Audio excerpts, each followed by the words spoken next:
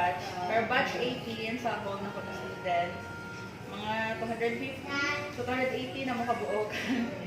So, actually, next year, nagplano mo ni mag-gather itong mga students, pero siguro Davao, ana. So, hopefully, so nyo dali sa Cagayan kung maghan mo. Ana. So, ako pinuod na ni Karen, dili candy sa. Kailang tawag sa ako, okay, anak, pati akong balikan, mo ng candy.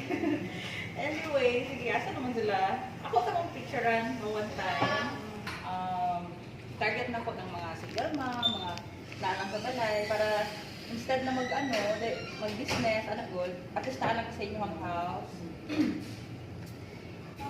Ay polymer na ay air dry.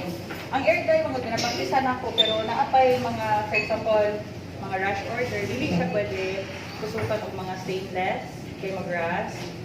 Tapos, mag-cure siya 2 to 3 days, oo. Siguro mga 1 year na po na ko siya ginapalisan, pero di ko siya mas nainto sa polymer, mas dali siya para sa ako.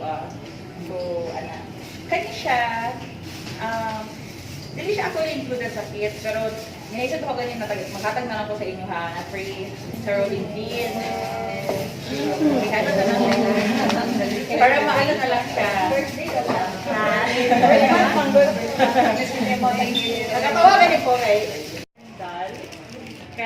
medyo dugay niya siya himuon eh. So, karing uban, makayaran ninyo kay 5 to 10 minutes.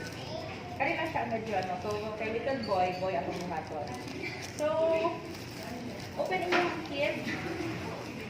Get niyo ang silicone.